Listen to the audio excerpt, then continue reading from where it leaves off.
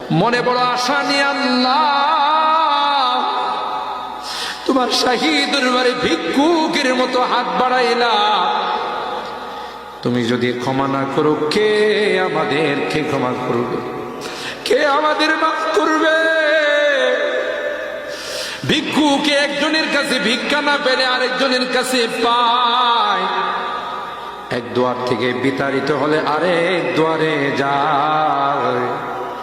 তোমার দরবার থেকে যদি মাহরুম হয়ে যায়, বিতাড়িত হয়ে যায়, কার কাছে যাব? কে আমাদেরকে ক্ষমা করবে? মালিক রে, কাঙ্গালের মতো হাত বাড়াইলাম। তওবা করতেছি, আর জীবনে কোনোদিন নামাজ ছাড়ব না, আর জীবনে কোনো গুনাহ করব না, আর জীবনে কোনোদিন বেপরদায় চলব না।